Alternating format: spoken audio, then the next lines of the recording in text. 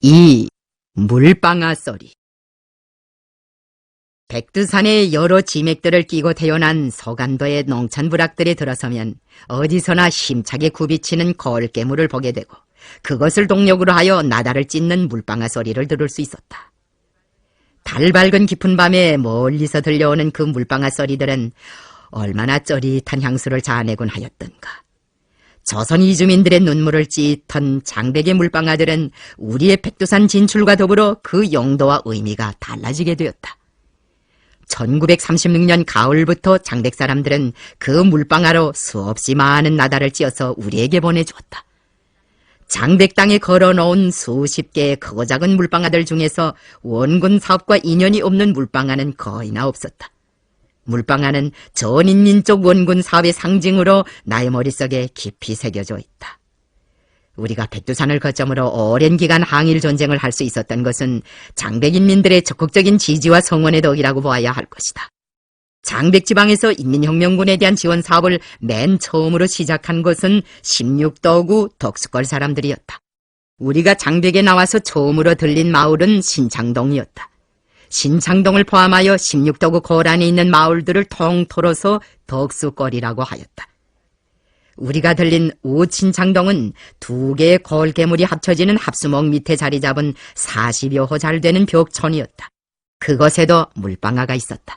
신창동 마을 사람들은 그날 우리 인민혁명군에게 물방아로 메밀을 찧어서 시원한 냉면을 대접하였다.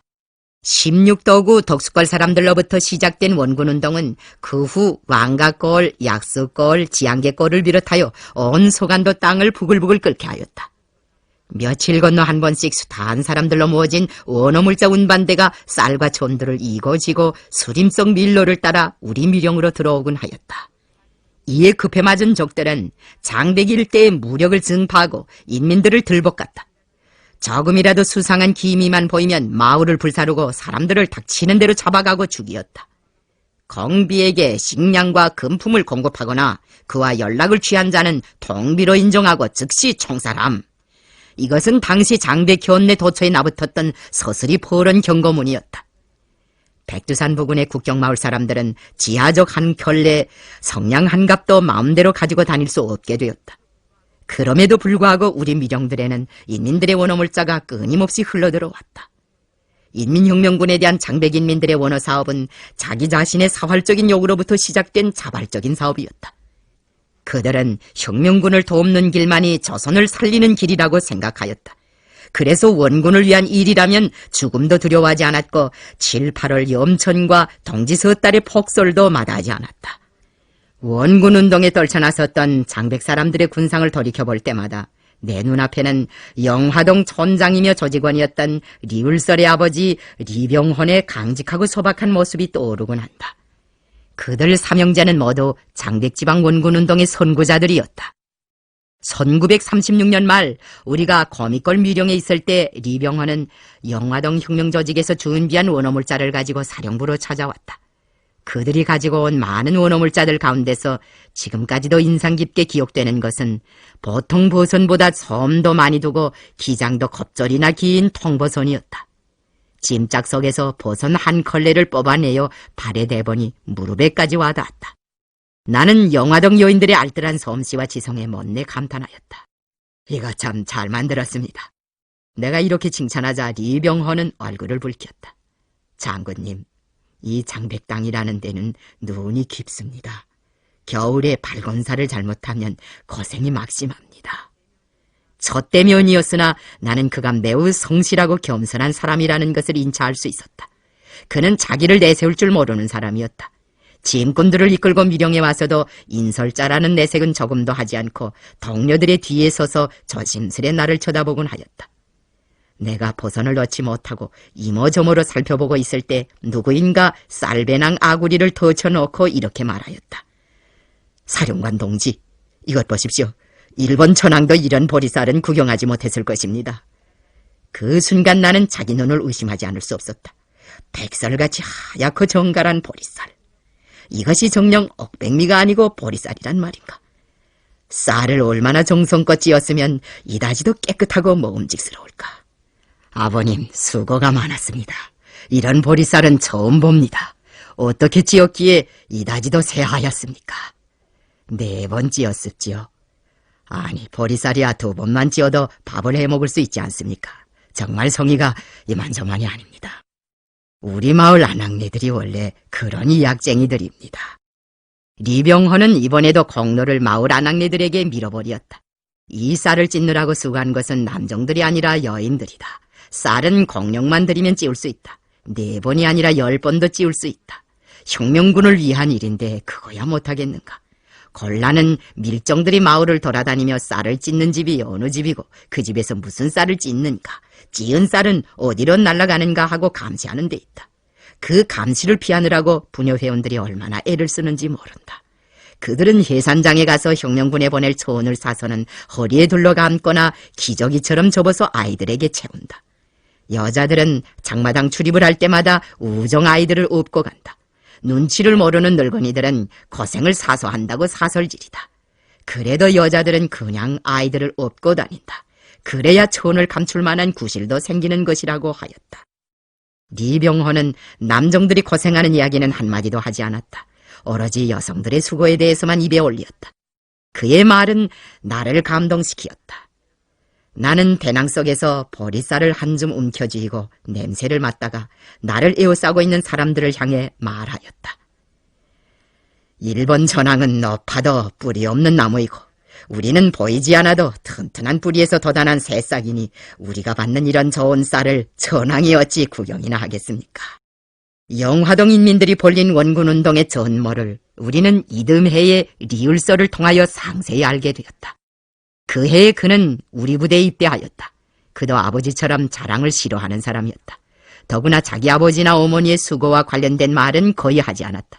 그런데 실언이라고 보아야 할지 한 가지만은 말하였다. 어머니가 배낭천을 살 돈을 마련하느라고 산딸기를 따던 이야기였다. 영화동에는 농량이 모자라 고생하는 집들이 많았다. 리울서리네 집도 그런 집이었다. 그러나 불죽으로 끼니를 애우면서도 혁명군을 지원하는 일에서만은 남들에게 뒤지려 하지 않았다. 그래서 여름에는 산딸기를 따고 가을에는 모루, 다래를 따서 해산장에 가서 팔았다. 어머니가 산열매를 따다 걸을 때마다 리울설의 어린 동생들은 어머니의 곁에 빙 둘러앉아 군침을 삼키곤 하였다. 자식들의 심정을 잘 아는 어머니였건만 그들에게 딸기 하나를 선뜻 쥐어주지 못하였다.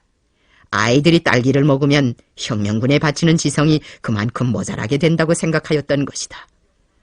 리병헌은 미령에서 돌아가자 자식들에게 나를 만나보았다고 자랑하였다. 리울설은 그 말을 듣자 당장 유격대에 찾아가 나의 수하에서 싸우겠다고 하였다. 그런데 아버지가 그것을 허락하지 않았다.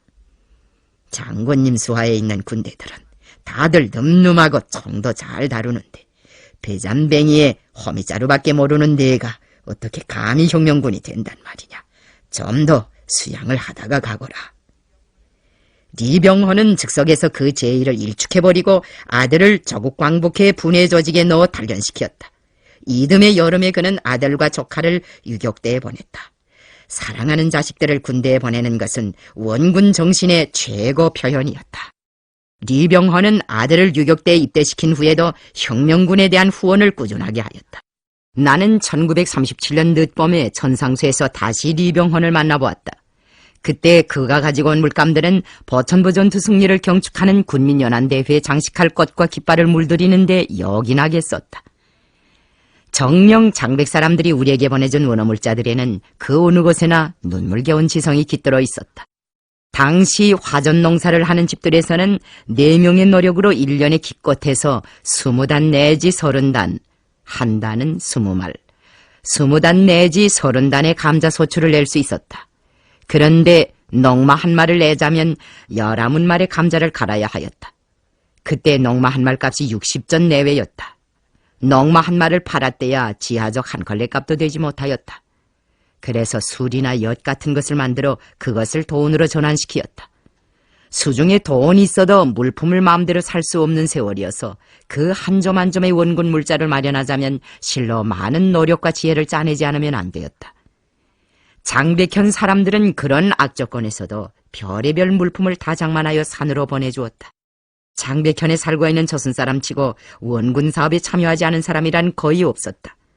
지팽이를 짚지 않고서는 걸을 수 없는 노인들까지 산에 들어가서 피나무 껍질을 벗겨왔으며 밤을 새워가며 우리에게 보낼 신을 삼았다. 부녀자들은 주구들의 눈을 피하기 위해 추운 겨울밤에 불도 피우지 못하고 번갈아 보초를 서가면서 방아를 찧었다. 원어물자 운반 조직은 대체로 촌장들이 하는 경우가 많았다. 장백현 촌장들은 거의 다 조국광복회 분회장, 지회장들이어서 그들이 그런 일을 맡아 하는 것이 여러모로 유리하였다. 당시 우리 혁명군의 후방 부관들은 촌장들 앞으로 일부러 물자 조달을 요구하는 위협적인 공문을 띄우곤 하였다. 촌장들이 혁명군을 위한 어느 사업을 조직하더라도 적들 앞에서 책임을 피할 수 있는 구실을 마련해주기 위해서였다. 공문을 받은 촌장들은 위협에 못 이기는 척하면서 비밀리에 원어 사업을 조직하였다. 마을에서 원어 물자 운반대가 떠나는 날이면 인민들이 저조마다 달려나와 물자를 지고 가겠다고 자원에 나섰다. 우리 대원들은 장백현의 인가들을 제 집처럼 드나들었다. 그때 우리가 자주 들려 도움을 받은 집들 중에 하나가 연법의 어머니네 집이었다. 여민환의 말에 의하면 덕수거를 처음으로 개척한 사람은 강진건이라고 하였다. 그가 고향에서 살 수가 없어 일가 친척 몇 사람을 데리고 압록강을 건너와 16도구 고란에 마을을 꾸렸다는 것이다. 연법에는 강진건의 사촌 제수였다. 여민환은 연법의 내외가 강진건의 영향을 많이 받아서 반일 사상이 강하고 대가 바르다고 하였다. 그런 연고로 하여 나는 대덕수에 갔을 때 연법의 내외분을 찾아보게 되었다. 지금도 나의 눈앞에는 그때 감자를 버무린 기밀보리밥을 차려놓고 어쩔 줄 몰라 하던 법의 어머니의 모습이 선하게 떠오른다. 그 어머니는 우리가 밤중에 들려도 곧 밥을 지어줄 수 있도록 늘 커다란 암지에 귀밀쌀과 보리쌀을 불고놓곤 하였다. 연법의 어머니가 지은 귀밀보리밥은 부근부근하고 구수해서 맛이 참 좋았다. 밤에 연기가 굴뚝으로 나가는 것을 보면 주구들이 수상하게 여길까봐 바깥주인 강인홍은 굴뚝을 낮추고 밀집단을 씌워 연기가 밑으로 흩어져 나가게 하였다. 그 집 내외부는 다 마음이 비단 같은 사람들이었다. 덕수골 사람들은 모두가 살림이 째지게 가난하였지만 혁명군의 시중을 들어주는 것을 하나의 큰 낙으로 여기었다. 적들이 하루아침에 대덕수 마을을 불바다로 만들어 놓은 것이 우연한 일이 아니었다. 그것은 북간도의 피바다를 연상케 하는 참변이었다. 불탄 재를 쓸어내고 그들장 위에 처막을 세우면 적들이 또다시 달려들어 불을 질렀다. 연법의 어머니네는 할 수 없이 신창동 장마자로 자리를 옮겼다. 우리가 그 소식을 듣고 연법의 어머니를 만나러 장마자로 찾아갔을 때 그곳에서도 물방아 소리가 들려왔다. 나에게는 그 소리가 저언징저로 생각되었다. 왜냐하면 물방아 소리가 울리는 곳에는 언제나 투쟁이 있고 원군을 최상의 낙으로 여기는 인민이 있고 불 속에서도 타지 않고 폭풍 속에서도 드널지 않는 조선의 넋이 있었기 때문이었다. 물방아 소리는 마치도 원군으로 일제에 대한 저항을 계속하는 인민들의 장엄한 북소리처럼 들렸다. 나는 전령병을 데리고 먼저 물방앗간으로 가보았는데 거기서 연법의 어머니를 만나게 되었다. 어머니는 나를 보자 무릎을 꺾으며 흐느껴 울었다. 대덕수를 떠나온 어머니의 울음 속에는 너무도 큰 소름이 차 있었다. 어머니, 그만 진정하십시오. 어떻게 하겠습니까? 참고 이겨내야죠. 나는 겨우 이렇게 위로하였다. 알고 보니 그 물방앗은 어머니네가 와서 새로 걸어놓은 것이었다. 물방아 옆에 있는 자그마한 귀털집이 어머니네 집이었다. 그날 어머니는 이웃마을에 가서 닭을 구해다 육순물을 만들고 닭고기 꾸미를 메워 농마국수를 말아주었다. 그러고도 대접이 변변치 못하다고 하면서 미안해하였다. 사실 나는 장백현 마을에서 무시로 맛본 농마국수가 잊혀지지 않아 지금도 귀한 손님을 맞아 연회를 차릴 때면 온감자국수나 농마국수를 별식으로 내놓곤 한다. 그날 밤 어머니는 물방아 소리가 나의 잠을 방해할까봐 퍼구나 걱정하였다. 그러나 그것은 공연한 걱정이었다. 그 소리를 들으면 오히려 잠도 잘 오고 사색도 잘 되었다. 어머니네가 장마자에 와서 물방아를 새로 걸어놓은 것은 자기 일가의 생활상 편의를 위한 것이 아니었다. 그것은 원군 사업을 목적한 것이었다. 그러나 이 장마자라는 두메산골도 사람들이 마음 놓고 살 수 있는 고장은 아니었다. 적들은 그 깊은 산중에도 적수를 뻗치었다. 이도강 경찰들이 갑작스레 달려들어 물방아를 마사버렸다. 마을 사람들은 모두 경찰서로 끌려갔다. 연법의 어머니네 집사람들은 사흘 동안 모진 고문을 받고 반주검이 되어 서발구에 실려 돌아왔다. 매를 제일 많이 맞은 강노인은 중태에 빠졌다. 나는 그 소식을 듣고 어혈에 특효가 있는 검열을 얼마간 보내주었다. 그 집 식구들은 우리가 보낸 검열을 쓰고 다들 일어났다고 한다. 제일 상처가 심했던 강노인까지 자리를 털고 일어나 다시금 원군 사배에 달라붙었다. 먹수재간을 가지고 있는 노인은 산에 가서 박달나무를 찍어다가 마사진 방아채를 수리하였다. 자식들은 몸을 더 추세운 다음에 일손을 잡으라고 아버지를 만류하였다. 그러나 노인의 귀에 그런 말이 곱게 들릴 리가 만무하였다. 무슨 소리들을 하느냐? 지금 발순되는 영감 노친들도 산에서 고생하는 분들을 돕겠다고 초신을 삼는다, 버선을 깁는다 극성들인데 이만큼 오류기성해가지고 낮잠만 자서야 되겠느냐. 장마자의 물방아는 다시금 원어미를 찍기 시작하였다.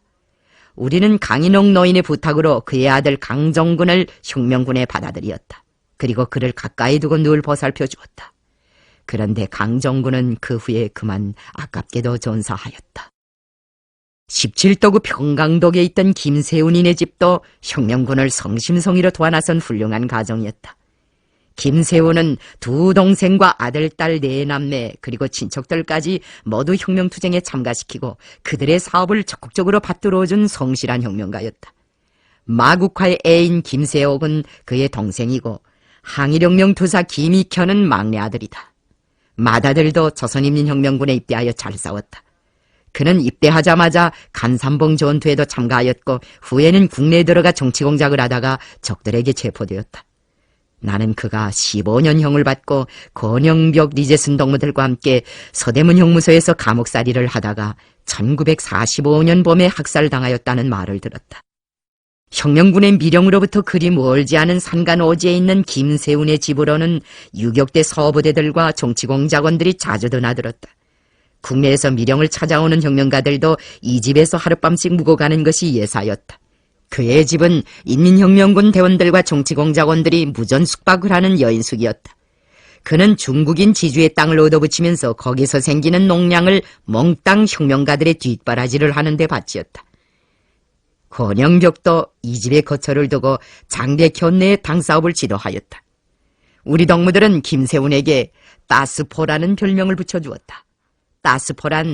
따스프라는 중국말에서 전이된 것인데 취사원이라는 뜻이다. 그는 이런 별명을 들을 만큼 손님을 많이 치루었다. 그 집 가마는 보통 가마보다 5배쯤 컸다. 그처럼 큰 가마에다가 밥을 지어서는 큰 박죽으로 푹푹 퍼서 혁명군들을 대접하였다. 손님이 많은 날은 김세운이도 부엌에 내려가 발소매를 걷어붙이고 땀을 뻘뻘 흘리며 여인들의 일손을 도와주었다. 그는 심한 동상으로 발 뒤축이 다 문드러져서 걸음을 제대로 걷지 못하는 불구자였지만 쌀가마니를 지고 하루에도 몇 차례씩 물방앗간을 드나들었다. 내가 발대축만 빠져나가지 않았던들 점 늙은 대로 유격대에 들어가 군수관 주문할 수 있는 건데 그는 손님들에게 자주 이런 농담을 하였다.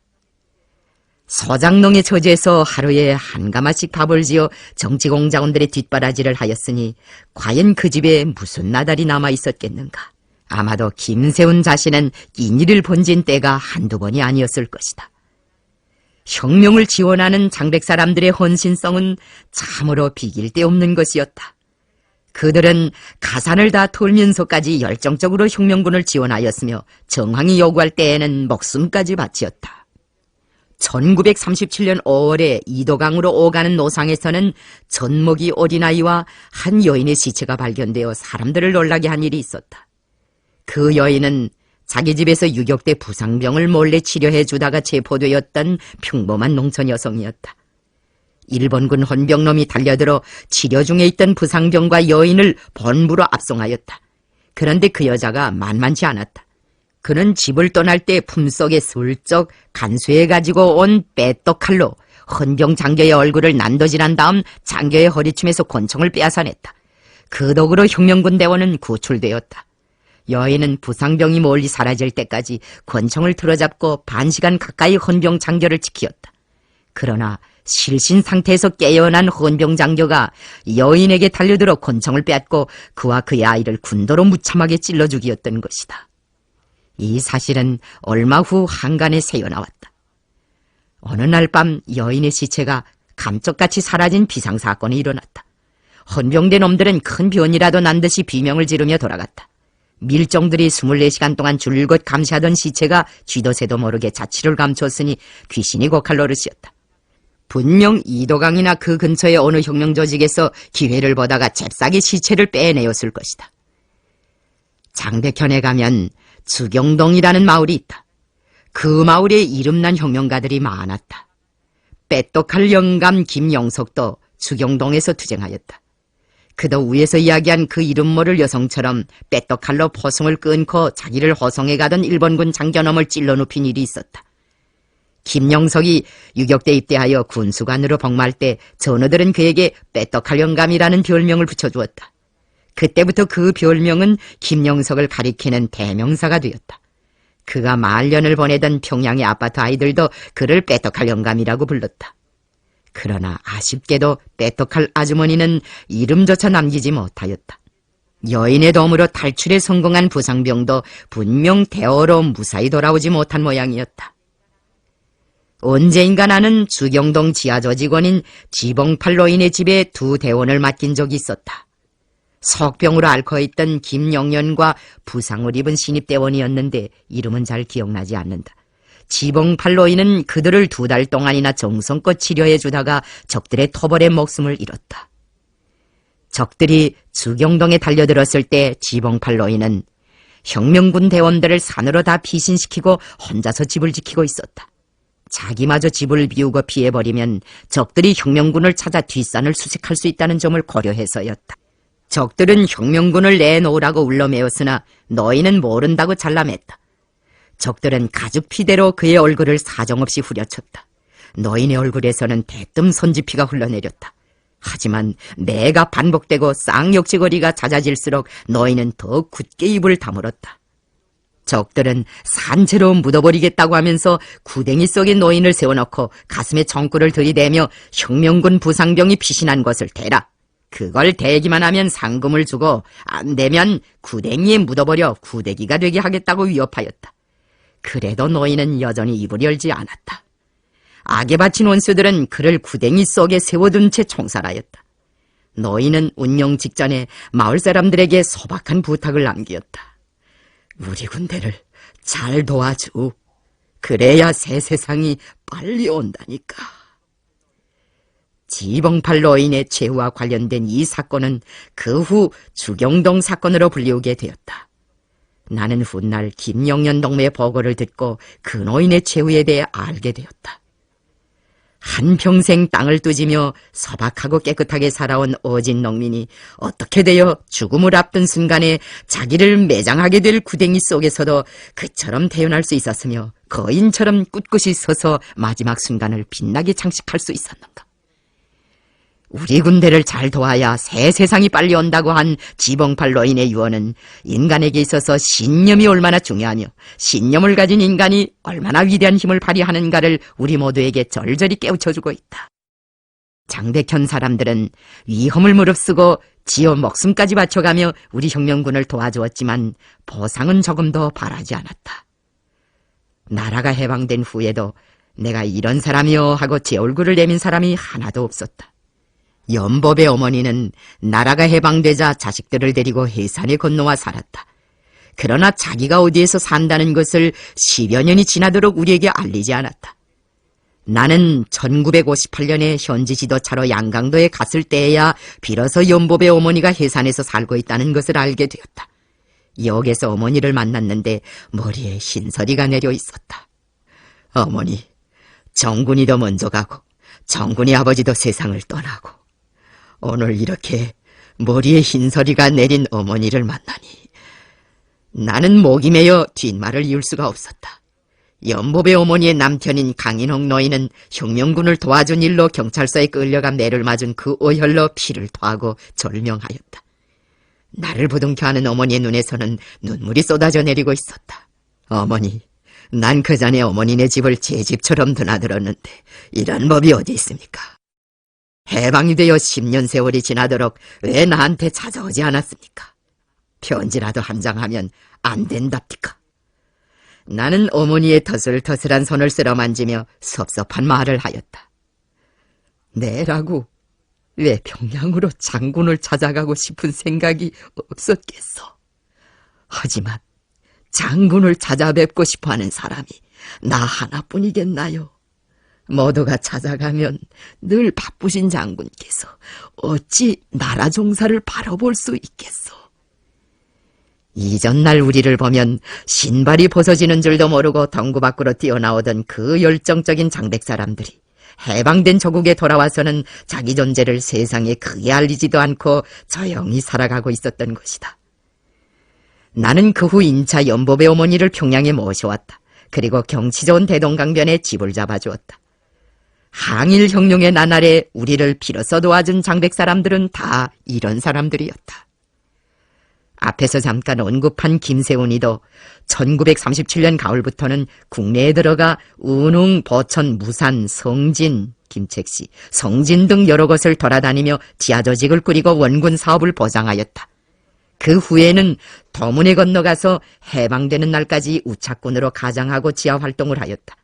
놀라운 것은 그가 발을 상한 불구의 몸으로 성한 사람들 못지않게 넓은 구역을 정행무진으로 돌아다니며 지하활동을 하였다는 것이다. 그는 자기가 한 일에 대해서 자랑을 하지 않았다.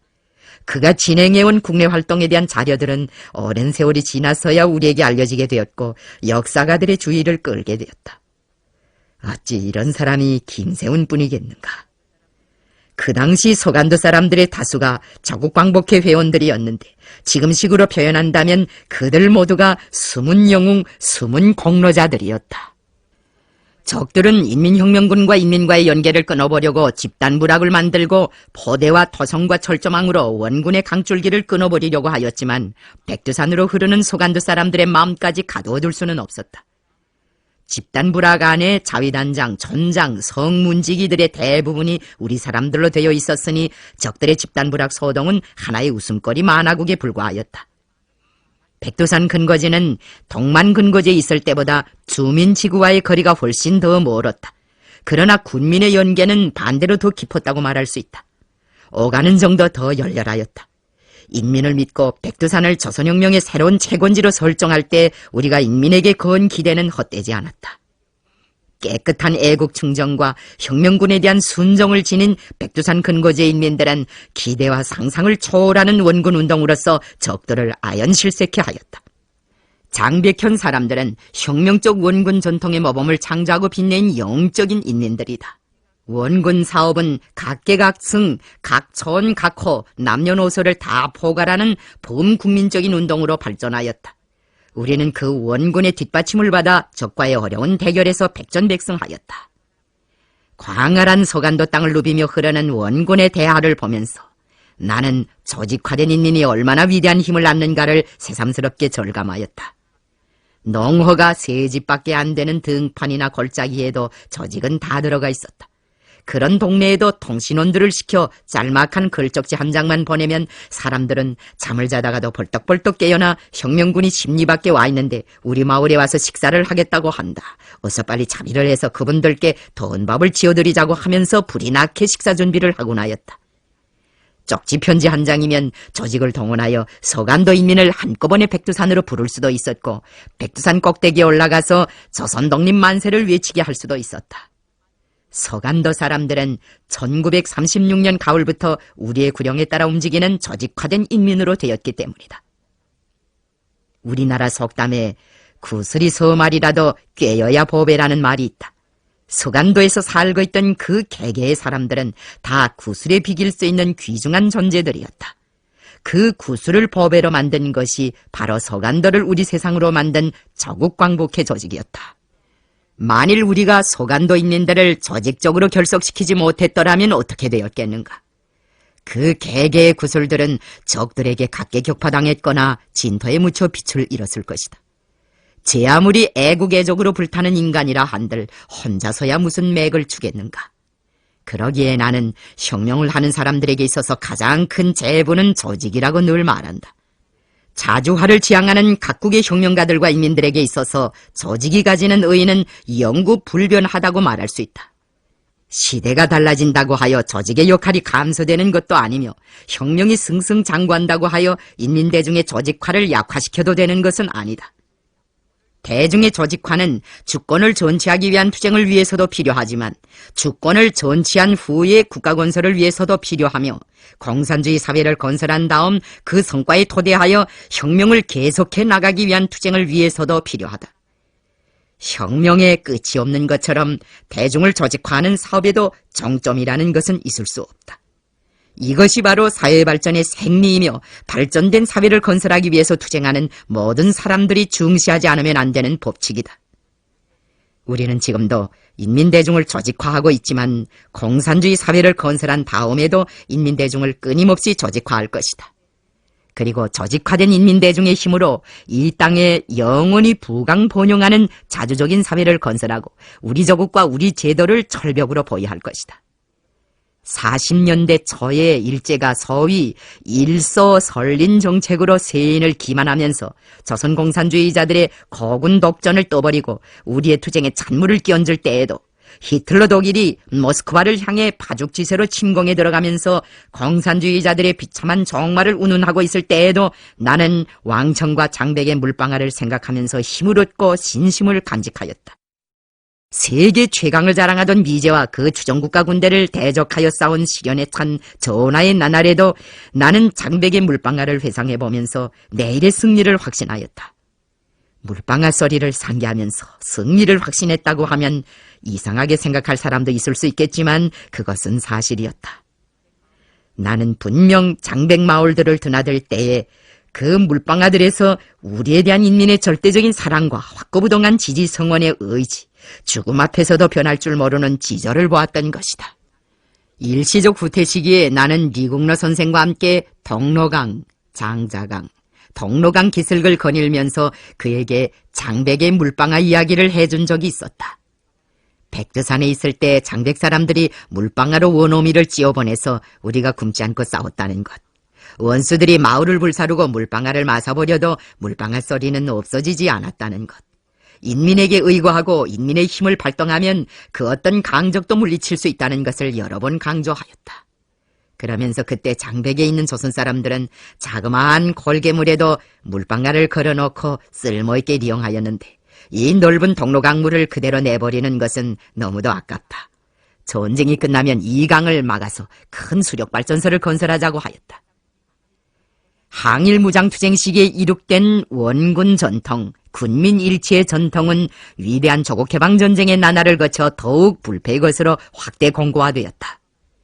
청소한 우리 공화국이 지구상의 최강국과 맞서 싸워 그를 타승할 수 있은 것은 적측이 거의 순수한 군사력만 동원한 반면에 우리 측에서는 전민이 동원되고 군민이 단결하여 싸웠기 때문이다. 우리의 유력한 원군 전통, 군민 일치의 전통은 오늘 우리 당의 지도 밑에 더욱 빛나게 계승 발전되고 있다. 지금 우리나라에서는 어디서나 인민이 군대를 덮고 군대가 인민을 덮는 우리 마을 우리 처소, 우리 처소 우리 마을 운동이 활발히 벌어지고 있다. 특히 김정일 동지가 조선인민군 최고사령관으로 추대된 다음부터 그 운동은 전국의 공장기업소들과 농장, 가두, 학교들의 빠른 속도로 일반화되고 있다. 이러한 군민관계는 세계의 어느 나라의 구은건설 역사에서도 찾아볼 수 없는 조선의 커다란 자랑이다.